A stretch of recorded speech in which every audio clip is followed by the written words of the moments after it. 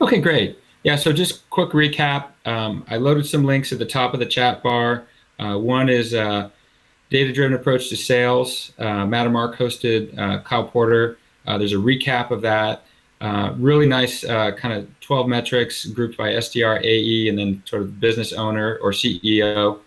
And then another is a link to creating a burning platform to create a sense of sales urgency.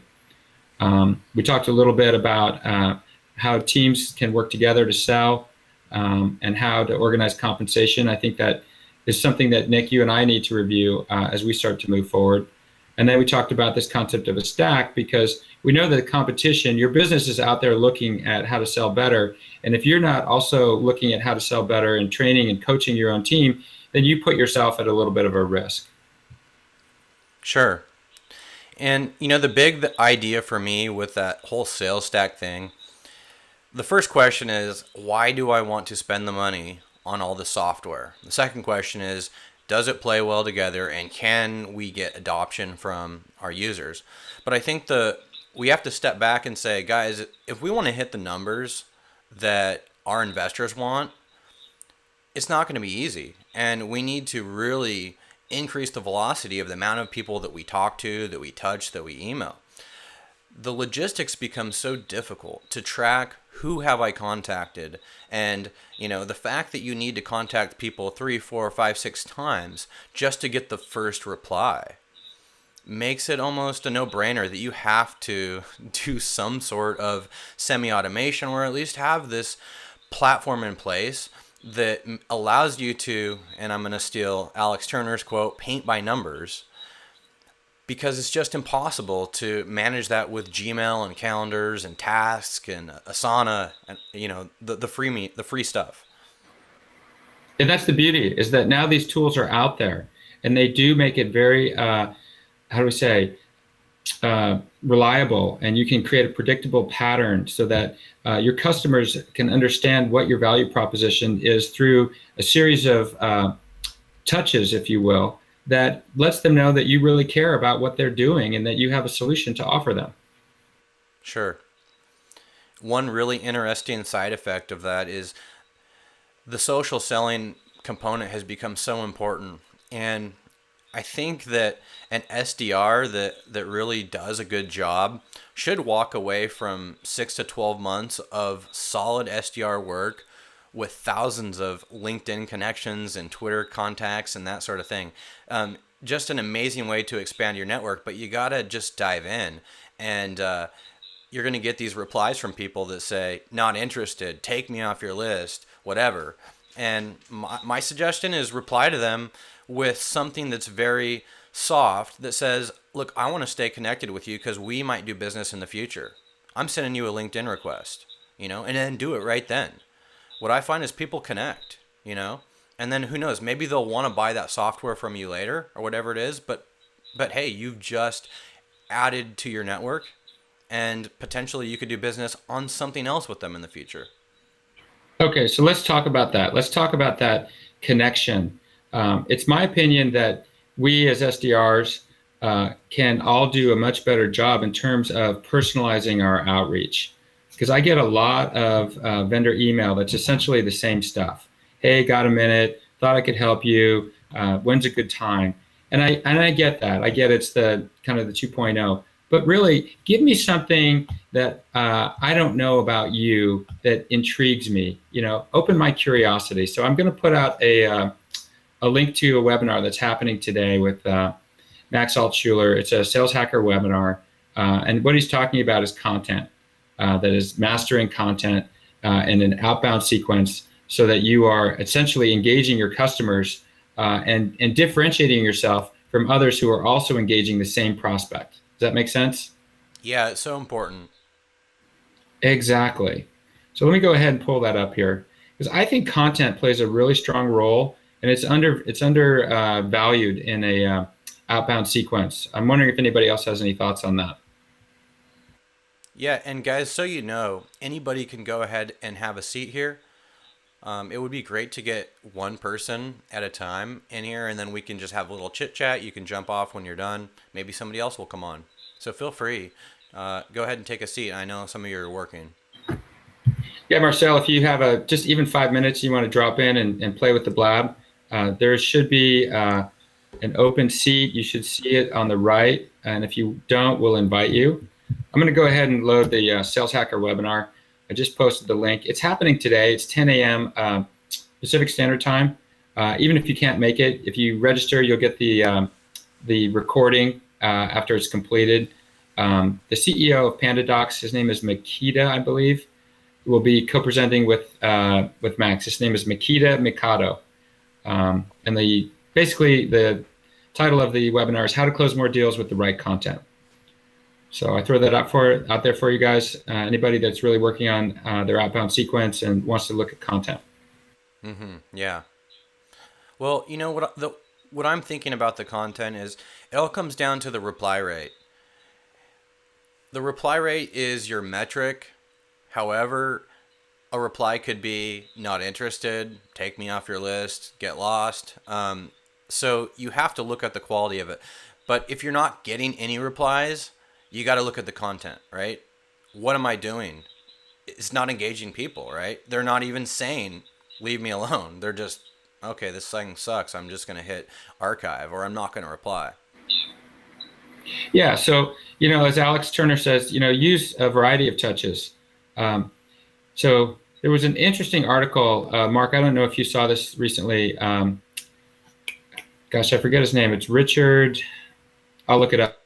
Anyways, he posted kind of a rebuttal to Cold Calling 2.0, which basically says, hey, everybody, we have to be a little bit more sophisticated in our outbound approach. We can't just hammer people with emails and expect that they're going to all of a sudden wake up and pick up the phone. That we actually have to figure out, how to talk to them. We need to pick up the phone a little bit more often. And I thought that was really actually done quite well. He, of course, has a ton of praise for Aaron. And hey, Alex, good to see you. And has a ton of praise for Aaron. But at the same time was saying, hey, I think we can really engage and do outbound even in a more personalized manner while still maintaining a pretty significant volume. So I'm going to go ahead and find that article. Turner's in the house. Do you want to jump in? I know you're busy. Ah, there it is, the AT Master. What's up, Alex? Yo. Whoa, look at him. What's up, guys? Dude, you know what? Perfect guy to talk to about these other touches, right? Because he's with PeopleLinx. But before I open it up to Alex, I want to just show off a little bit and share with you the process that I've been using. And check this out, guys. You're probably already doing it, but what I'm doing now, especially with people that are really busy, if we're talking about CEOs, co-founders, the C-level people that are hard to get a hold of, I don't hit them with an email first. I'll load them up into my list with outreach, hat tip to Mark, and I will go through and do one touch with them prior. So it's going to be on LinkedIn, it's going to be on Twitter, it might be on both if I have both of those contacts, but I'm going to touch them somehow before they ever receive the first cold email. What do you think of that? Love it. Yeah. And so what kind of results are you getting? Are you doing a comparative analysis or anything? I don't have enough data to really compare that with how I've been using outreach right now because I've only just begun. And I don't think I'm going to go back to not doing it. It depends, though. I mean, if you got a huge list with some, I guess, lower level contacts, maybe you don't have enough time to do that, or you don't have an automated way to do that. But maybe Alex has some ideas about a tool that might help you with that. Yeah, I think you guys know my number one driver is just engagement. I literally am getting sick of the buzzwordiness of social selling. That's not what I'm here to do, and I don't mean here in SalesStack and hanging with you guys. It's what I wake up every day to drive my team and drive an industry forward. It's about engagement. It's not about social. Social is just the next piece of the puzzle. And there's just like when marketing automation came about, I had people that, clients who didn't believe in the phone anymore and I had a teleservices business. and they came crawling back because they still needed humans to make the calls after marketing automation did its job. And then just like there's people that'll never pick up the phone or reply to a mail merge, that like you got to get them somehow. And so it's creating a scalable, repeatable process that is a multi-pronged approach that truly surrounds your prospect in the right way. I've been really talking to and spending a lot of time collaborating with a company called Terminus down in Atlanta that does account-based marketing, and really excited for an event with them in August. That it's the whole idea of flipping the funnel on its head, and let's go get our ideal client profile and surround those people and stop spraying wide and setting demos with whoever in the hell's gonna say yes. Wow. So sorry for going soapbox so early and getting all chatty, but that's where I stand. So any Walking Dead fans in here? Because I'm just thinking of that Terminus place that everybody came to at the end, and that was a good way to flip the funnel on its head, if you know what I mean. I have not seen that, but I'll add it to the list. So Alex, is account-based marketing old or new? I think the Jaffe book was written 4 or 5 years ago. It's just made a re-emergence right now, and now you can't really get away from it. It's kind of new to me. I've been probably practicing it for 4 or 5 years without calling it that. That's probably been my approach throughout. Is there's certain people that I really want to do business with, and there's certain things that I really care about, and I know how much value I can provide them, not how much their logo will mean to me on my website, but that how much value my organization can provide them and what we can do for each other and ongoing. Tell me about the return of ideas, what I call the new ROI. I don't know. Give me a little bit. Return on ideas. If you're buying my product, that's great. But maybe you're also buying the talent that I have inside my company that is a really rich network. And that network can reach out even beyond my product or service to help you grow your business. So it's kind of a thought leadership, if you will. And I think that the best customer success teams and the best sales teams are really working to help other companies grow by providing a rich template of ideas that support their clients. Without a doubt. That's how that was really what I first started doing with social. Everybody looks at social as straight prospecting, but the idea of like looking at the value that the client's providing to their customers and promoting that and championing that, and that, because like that's what's going to make your client feel good. If you post that on social, not just, hey, pitchy me right here is telling you how great Alex Turner and PeopleLinx are. No, I'm going to congratulate you on the great work that you guys are doing and pushing your world forward. Exactly. So, Alex, we're putting together a couple of sprints. Last Thursday, I think you saw that we had some pretty fired up sales leaders. We had Kyle Porter, we had Jason Vargas, we had Jorge Soto. Tell us, what stands out in your mind from that evening? I was able to jump on for not in an amazingly long period of time. I was on for a little bit, but just the energy. I thought it was amazing that you guys pulled off the webinar live hybrid. I've seen it attempt to be done. I've attempted to do it before, and you can never catch the flavor and the energy. You guys can tell we've done a lot of virtual communication. I am an energy and passion guy. That's what drives me. I could feel it. I logged on my phone on my roof deck in Center City, Philly, and I'm just like sitting there watching it like that. And I was getting fired up hearing like George and Kyle go through everything that like we all face every day. And it's why we love this community. It's why we love AAISP. It's why we love Sales Hacker, right? Because we get with like-minded people that are there for the greater good and pushing all this forward. So cool. And hey, thanks for the tweet. Really like that one. Oh, dude, my pleasure. So we had some sales leaders from Portland, Oregon in the audience, and kind of our unique experience was that they could ask questions directly to this panel of sales experts, and it created a sense of urgency within our own community. Like, we need to step up and basically make Portland just as focused on sales as other parts of the country. I really liked, I was hearing, I guess, right after the main part ended, and you were doing a little rally the troops talk and calling the audience out of the people that were physically there. That's the same speech that I give at Philly AAISP meetings. And it's like we got to show the world that this crew gets it done, and that this is a passionate community of sales leaders that are going to keep driving forward. Exactly. So we also have kind of a startup community, and we're trying to reach out to them and offer a series of short sprints.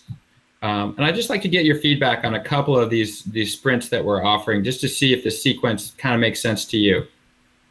Yep.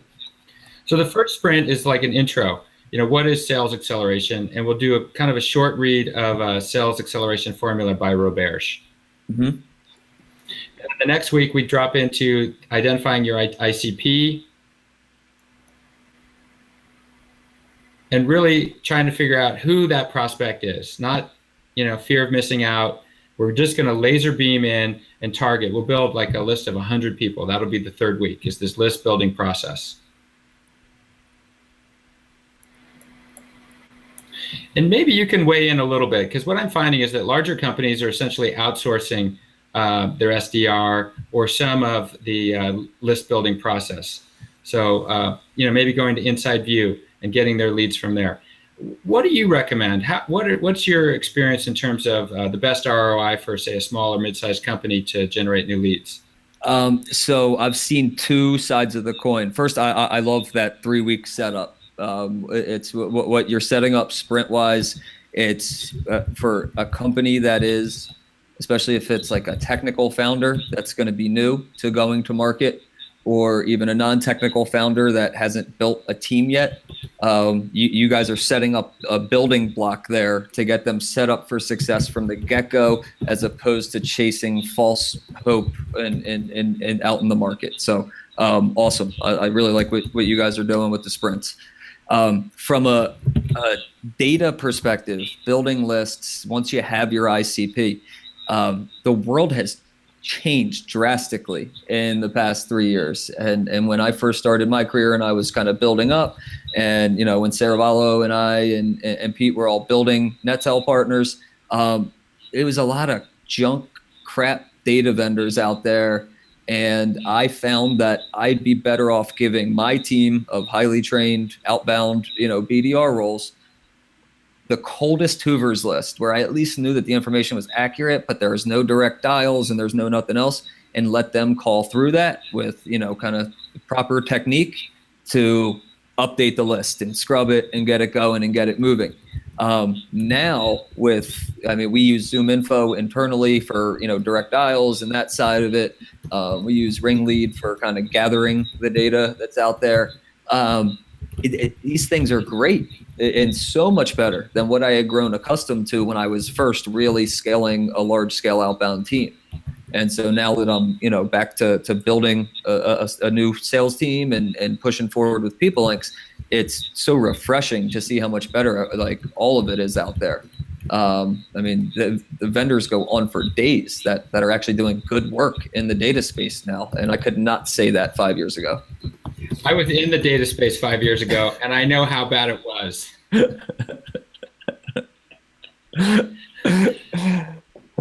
Yeah. What's the next sprint after the intro? 3 weeks there. So we build the foundation, essentially the sales culture, but then we have to look at process. And I think that's one of the takeaways that I got from talking with George and Jason and Kyle, was that, we really need to get back to basics in terms of selling, because if you don't know how to challenge your prospect, if you don't know how to understand how your product or service is going to add value to them, it doesn't matter how many meetings you set up. You have to know how to close a deal. And I think a lot of us start to really wonder. We had a guy, he had a big deal, but it was in a 12-month sales cycle. and I hear that from other people too. Their sales cycles are way too long. And honestly, I think we'd all benefit from just a quick refresher on spin selling, the challenger sale, a couple of things like that. So that would be the intro to the second set of modules, if you will. Cool. Yeah. My biggest thing is you make a plan and then you execute that plan, and use a proven process and replicate it, and then that's what you follow, and you'll find what you need to customize on your way. But if you don't start with a plan, then you have no hope. I don't know if I've said it with you guys before, but I can always equate everything to Philly sports teams. The Sixers tanked, Getting and the they've pen been ready. tanking. but they made a plan and they executed that plan. The Phillies gave me a World Series 6-7 years ago, but there's no plan, and I couldn't be more frustrated. It's an absolute nightmare. And the city, listen to sports talk every day on my walk-in the morning, just bashes nonstop. You got to have a plan. Exactly. And so how do you go about documenting that plan? How do you keep it a living document and not just something that collects dust on the shelf? We actually utilize PeopleLinx tool, the native app PeopleLinx 3, to help lay up kind of a step-by-step guidance to lay it out there. But it's for people who may not be lucky enough to have new technologies for the earliest stages. You have to start with the CRM, and even if it's like the free HubSpot one, right, in the earliest days, and have it right there and make it so it's easy to follow. And then most importantly, when you get success, identifying what was right and trumpeting that success and pedestaling it up there so that can be replicated. And so that's what the rest of the team wants to strive for. Exactly. Nick, your thoughts? Yeah, I agree. It's all about that system. And I think that's what's going to be the fun part after we go through that initial series of sprints, is sitting down with some of these companies and saying, okay, what are you using? And can we build out a complete sales stack with that software that you have? Maybe we can, but maybe we should take a look at some other ones that play well together and build out that complete system, set it up, teach people how to use it, come up with the plan for how we're going to use it and engage with it. And then we have that sales machine built. All that's left is to execute and maintain it. Yep. I can't wait to see the data coming from you guys as you guys get through this a couple times and hearing the feedback and what's working and what's not. And building these processes and implementing initial tools. This is my favorite part of what we all do every day. Yeah. Alex, let me point you to the top of the chat bar. I posted a link there from last Tuesday, a week ago. It's the data-driven approach to sales link. SalesLoft and Mattermark partnered on a webinar, and Kyle kind of shared his top 12, if you will, key metrics for sales managers. And he broke it down into 3 groups, the SDR metrics, the AE metrics, and then what he called the business owner or CEO metrics. And that would really kind of be the final piece of our sprint, is so that everybody understands that you're working off a dashboard and that you're measuring results as you go through. And even if something is not giving you good results, at least it's part of your understanding that process didn't really work. Yeah, it's okay if things don't work when you're in these early pieces. It's okay if the numbers aren't where everyone's expecting them to be. But we need to know why, and we need to go post-mortem, and we need to identify what went wrong in the process so we adjust for the next time. And that's the beauty of living a high-velocity world, is that you're going to get another at-bat, and you're going to get a chance to disprove whatever didn't work there initially. Yeah, and you'll have that data next week. Exactly. I was a big fan of the Kyle Mattermark piece there. I love the kind of 3 bucketing the metrics there. I did a lot of internalizing of those, with my team here, and talking about our discussions and how we look at each of those buckets. And how often do you coach your team? Do you guys do stand-ups every morning? I would like to wish that we still did. We've thrown out the daily, we've put daily stand-ups out there and for periods, and it's discipline, and I think that's where I myself as a leader need to keep driving that forward. But at like a couple times a week, I mean, we're very open office environment. I have my guys here. Some of the customer success and some of the AEs will, be traveling at times, but for the most part, everybody's here every day, and it's an open culture. So How often do you do one-on-ones? One-on-ones weekly with each of my BDRs, AEs probably every other week. And how do you help somebody if you feel like they're struggling and they're not able to, fix a certain part of their process? First, did you have a plan?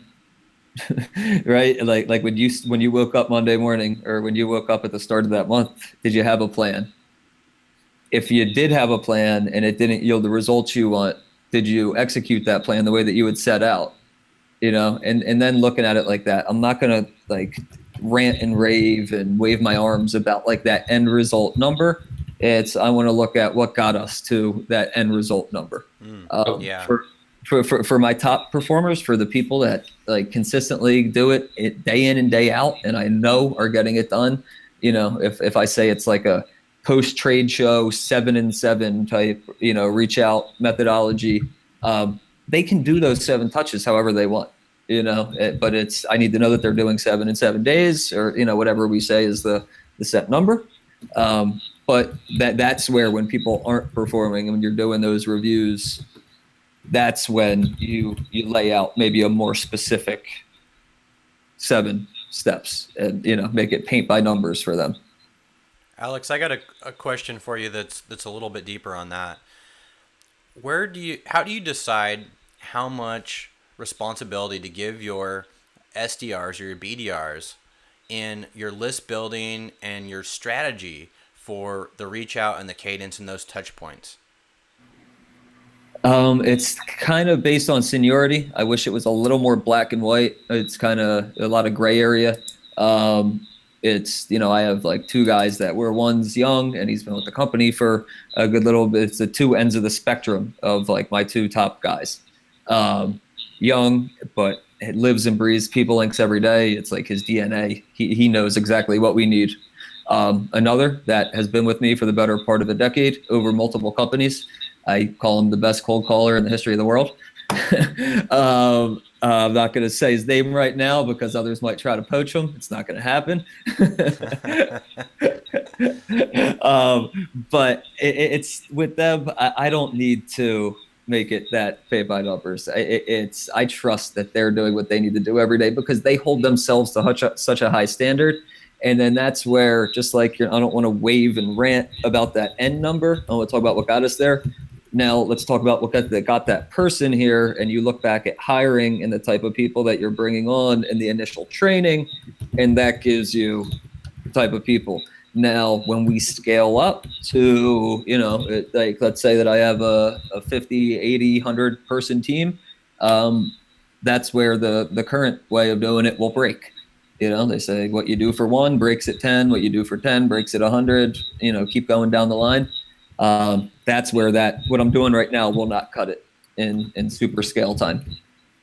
Can I ask a quick question? Mm-hmm. Do you think there's a value in kind of a third-party SDR training process that speaks to the middle and would allow you to interview candidates that have a better understanding of what sales acceleration is, as opposed to just a good sales guy that hasn't really been in this space before? Yeah, absolutely. I'm a huge proponent of specialization. I outsource, like, not even in business. I say like getting a haircut and all these other things. I'm outsourcing, right? I'm bringing an expert in to get specific tasks done. Without a doubt. I mean, I come from the world of specialized teleservices where, we set appointments. We were outsourced SDRs.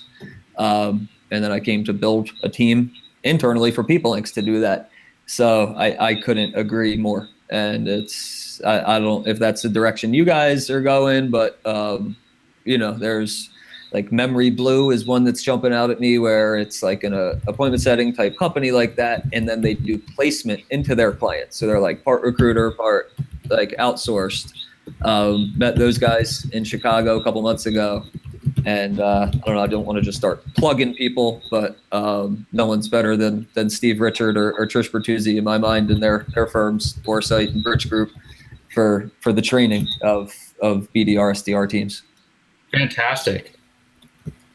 I want to talk about Steve Richards for a second.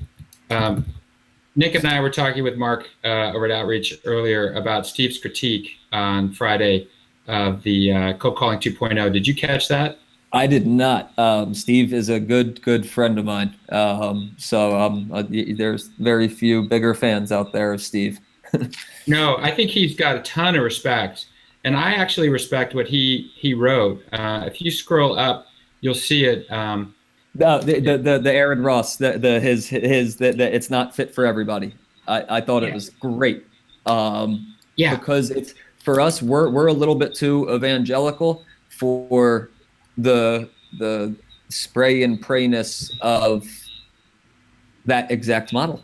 And we did like an HVE type email for a period, and we got some good meetings out of it because social's buzzy, but there wasn't much conversion past, a good official meeting or two. And so it's, again, you make a plan, and a lot of my plans that I make come from that book. There's no doubt that model has driven so much of what we all do, but you got to make it your own, and you got to customize. And I think that was Steve's biggest thing, is it's a great place to start, but you need to challenge it for yourself. Now, do you think account-based marketing is aligned with Cold Calling 2.0, or do you think that it's more like pointed against and kind of moving in a different direction?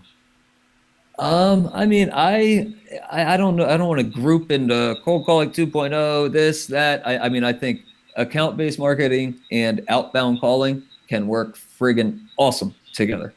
That's what I think, and that's the approach that I'd like to take this summer at least. Yeah, I mean, if I'm gonna, as somebody who gets sales calls, just like I lead a team that's making the sales calls, if I've seen a couple ads that were targeted at me before I get that call, like, it's going to be that much better. I'm going to be that much warmer, and there's exposure whether I realize it or not.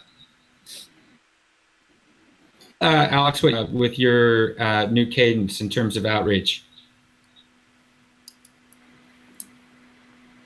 Sorry, I lost you for a second there. It was cutting out. Nick, you were talking earlier about reaching out socially before actually sending the outbound email. And I was curious if you'd share that experience with Alex.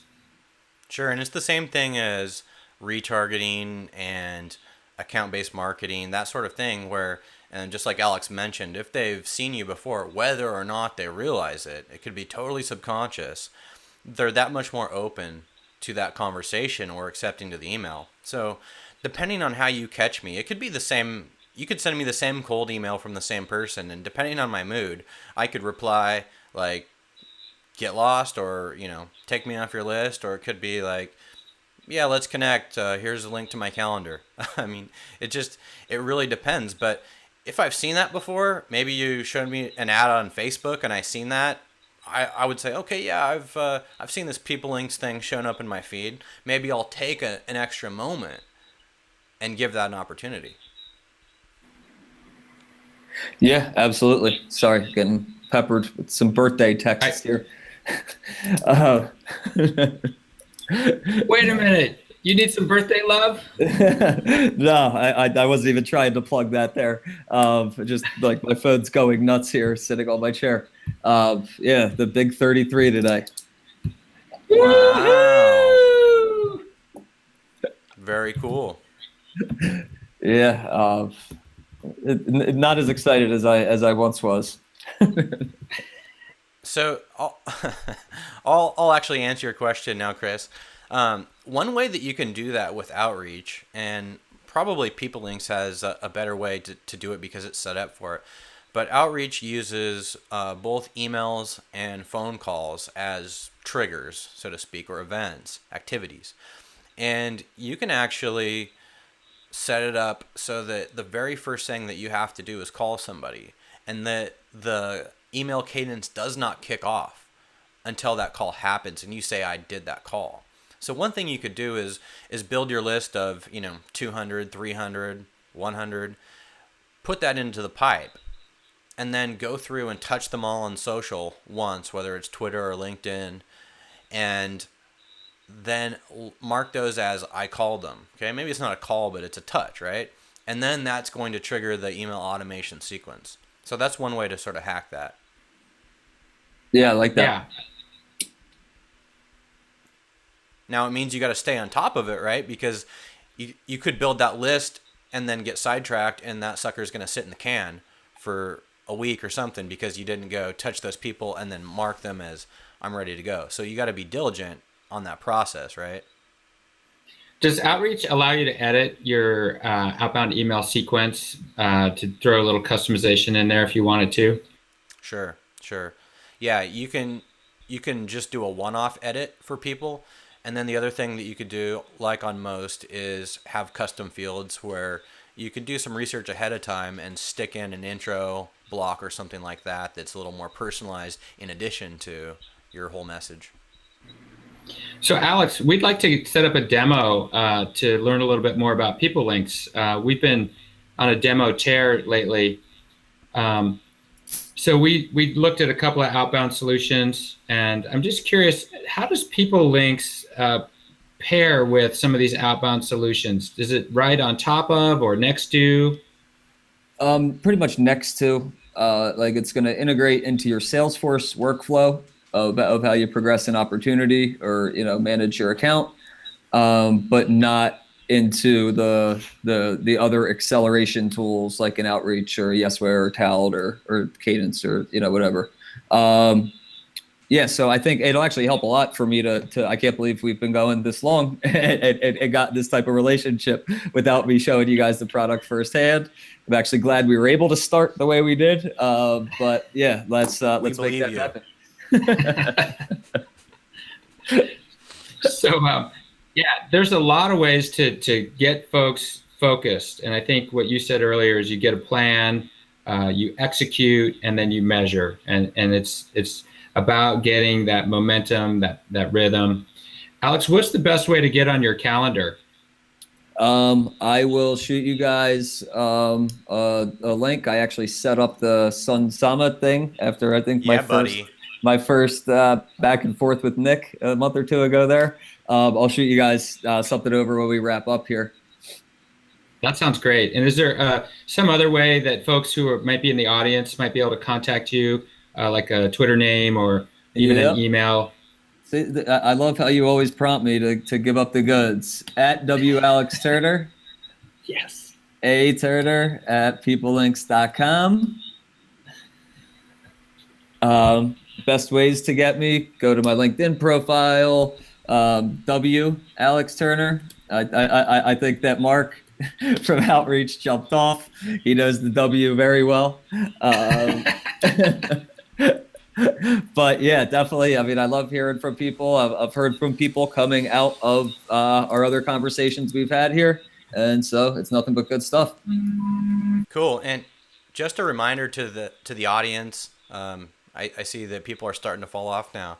But anybody who's watching this on YouTube or replaying it, one of the easiest ways to get in touch with anybody that's on our Slack, in our Blab, on our Slack team, is to get onto the Slack team. And the way that you get your invite to that is to go to www.salesstack.in. That is SalesStack, one word, two S's in the middle, .in. And you can get your invite there to the team.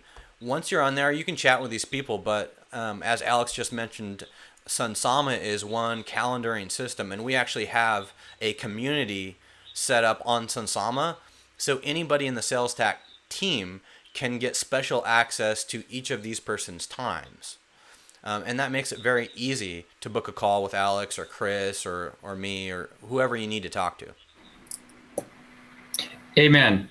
And I think with that, I'm going to start to wrap. But before I start to sign off, I want to call out the Flip My Funnel conference that Alex is going to be speaking at in August in Atlanta. And I'm going to put the link that he shared on the Slack team earlier today because it looks like a very good lineup with regards to how to use this account-based approach in combination with an outbound approach to really laser target and get to the decision makers a lot faster than just a pure kind of a prospect funnel.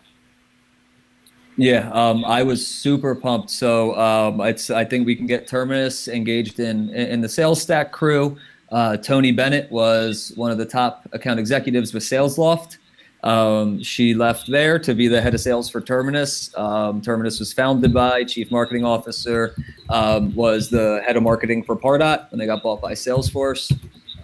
So really, forward-thinking, heady crew, and they were setting up this event, and they needed somebody to represent the sales side of things. They really don't want it to be a marketer's event. Like, this is about the integration of sales and marketing, and like all of us having the same shared goal and disrupting the status quo. And so they reached out to me to see if I'd be able to bring my energy down to Atlanta and call out some bullshit and make some bold statements. And right, that's right in my wheelhouse. So super pumped, a great lineup, really, really heady lineup of speakers that I'm honored to be included with. Exactly, Alex. I think you're starting to lead the charge to create this new, more flexible paradigm that it really challenges the newer companies to go out and do what you said earlier, which is to plan, to execute and measure, and not just make it business as usual, put your head down. Those days are over, and the companies that adapt, they're going to evolve faster, and so you've got to keep up. Yep, and that's what we're exactly here to do, right? That's what the SalesStack crew is all about. Right on. Happy birthday, Alex. I'm going to have to sign off. Cool. Awesome. Thanks, guys. Yeah, have a good one, Alex. Thanks for coming on. Good stuff. Good stuff. Later. Later. All right. Cheers, everybody. Talk to you later.